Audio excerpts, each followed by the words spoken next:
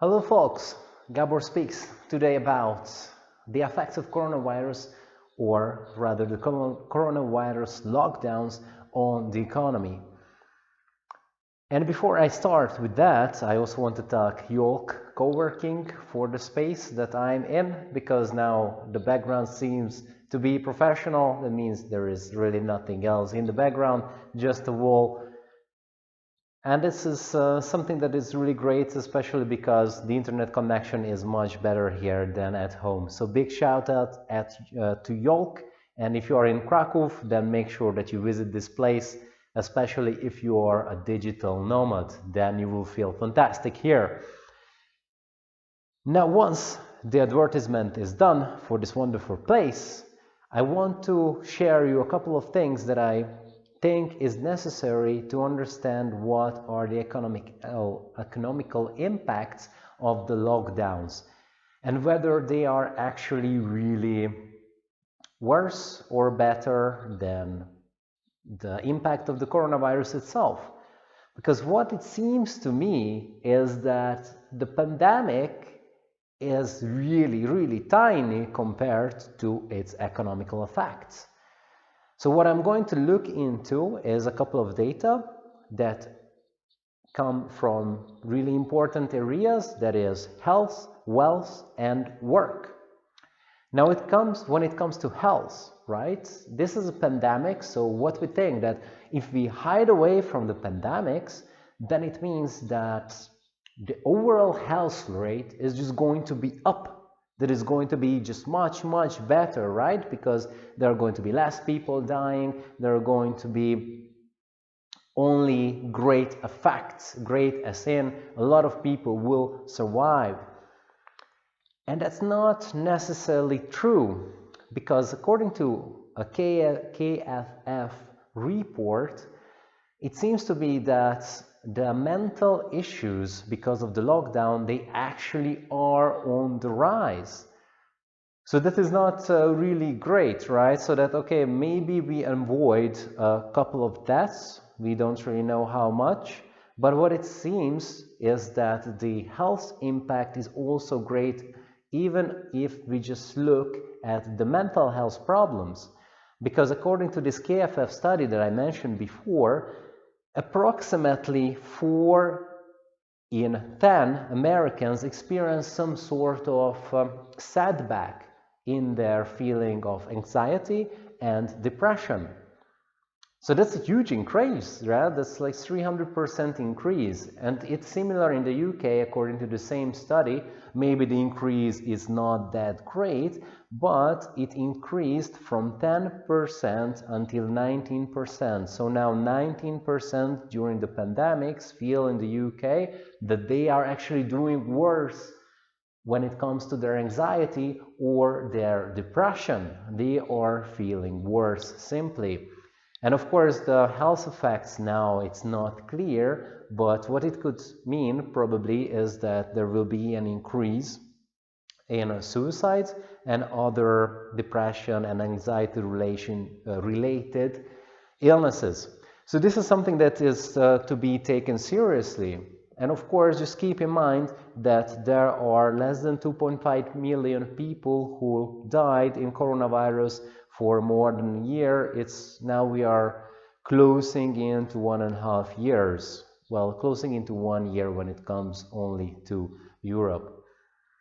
So this is something that is comparable, right? Because when we are talking about, well, if we believe this number that 4 in 10 United States citizens experience more severe anxiety, then it means that we are talking about what's 40%? That's about for sure more than 100 million people. Yeah, and that's just the United States, not the whole world.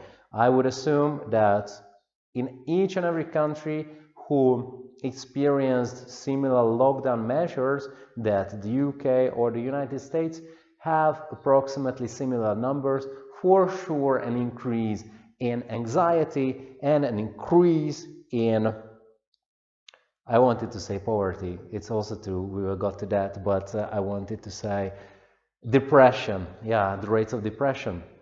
That is huge health implications. There might be others, but I wanted to focus on this one because that's already huge. Now, when it comes to work, that we can say that unemployment was on a really steep rise pretty much everywhere on earth. Now, if we only look at the OECD countries, then this number, I'm going to check because last time I fucked the numbers up, so I don't want to do it this time. So when it comes to the unemployment, it is 7.4% in the OECD, and in the EU it's approximately 8%. Now, the steep rise, it meant approximately 2 percentage points in the increase of unemployment, and the numbers are not horrible as of now, but it is a really steep increase. And the Washington Post reported these data that I mentioned before. They were from OECD.org. What the Washington Post reported, quoting an ILO, International Labour Organization research, that 255 million full-time jobs were diminished by the coronavirus lockdowns. So that means, again, if you compare to the 2.5 million people who died, this seems to be a really huge number. And I understand that losing your job doesn't mean losing your life, but losing your existence, it is something that nobody really wishes for, and it can have huge impact on your health and on actually the lives of your loved ones. For example, you are a dad, you lose your job, you cannot give as much money to your children as before, so maybe less education, sometimes maybe even the food is lacking, etc. And the ILO also found that this distribution is actually absolutely unequal.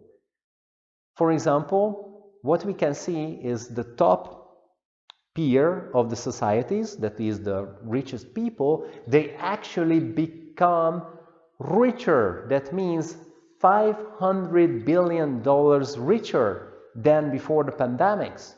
The middle class stayed approximately on the same level, and the poor people, they are the big time losers of the pandemics. So this is actually something to take into consideration, that okay, if we are locking everything down, then we might be all right if we have savings, and the middle class tends to have savings, but the poorest, they don't. So it really, really sucks for them. So what I think is, like, I understand with the World Health Organization that governments should look really on something else than lockdowns. And what is also seen is the numbers of the economy, the GDP production, right? Again, I'm going to look on my cheat sheet. So it seems that in the whole world, the GDP fallback is minus 4.4%, and in the EU region is 8.3%, according to what the IMF reports, the World Economic Outlook. And this is a bit interesting because in June, the IMF was talking about a crisis that we have never seen before. And now in October, that's the most recent available report. So in October, they were talking about slow recovery.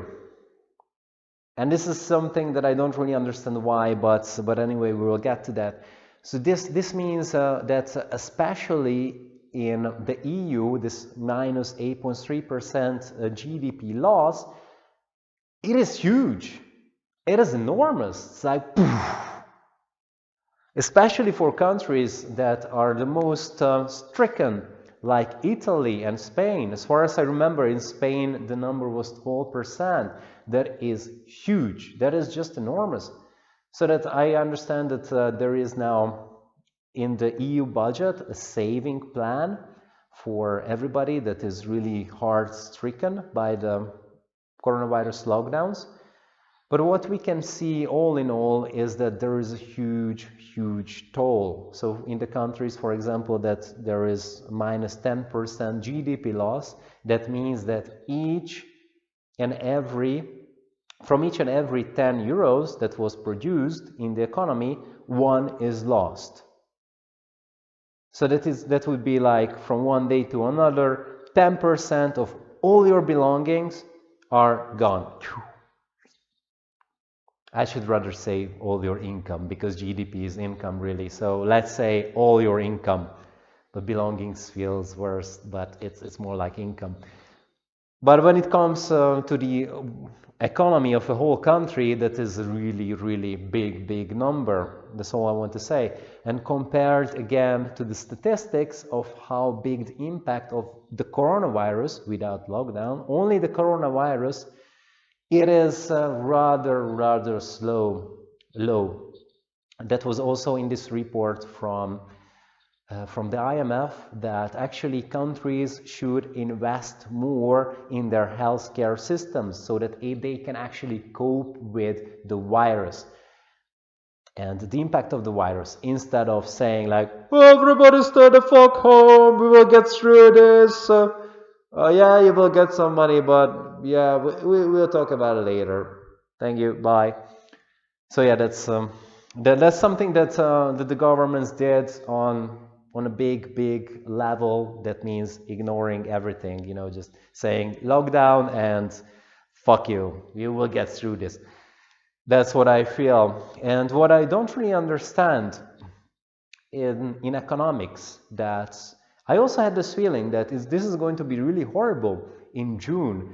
And as the IMF said that in October, it was like, okay, it's going to be a slow recovery. So for example, there is the car manufacturing that experienced a huge loss. So only in the European Union, it was minus 27%, which is car manufacturing is huge in the European Union. So that is really big. It's car sales. So car sales went down 27% in the European Union. In the USA, it was minus 19, and China was just at 0. So no increase, no decrease. And that the impact of the car industry alone should be huge, but somehow everything seems to be okay now. And it might be because of the quantitative easing. And this is just a side note, right? This is just in brackets, that I don't fucking understand what is going on. That one day everything seems to be horrible. It seems that there is an overproduction. Now people are losing jobs. Nobody can pay anything for anything. And there should be some sort of deflation, right? That prices are getting lower because nobody can buy shit. But what happens is, because probably of the quantitative easing, that means because of printing a lot of money, is that there's actually now a push for inflation when the global demand is lower than it used to be. And that makes just no fucking sense. And okay, I understand now that there is a lot of money in the economy, but this money is fake. It's not even printed. It was created on a computer. So why is it working? Why people still trust this system? I have no idea. So if somebody can enlighten me why this shit is working, please. Because for me, it seems to be that we are doing something really bad, something that we should not be doing, printing money, especially if this fake money goes to the richest people who were actually $5 billion richer than they used to be. So in this case, I really understand the anti-establishment people, because if from the outside it really seems that they are printing money only for themselves. So this was my summary about the economical impact of the pandemics, lockdowns. Please let me know what you think. I'm eager to continue this discussion and to get to know about more your point of view and maybe your facts. This is Gabor Speaks. See you next time.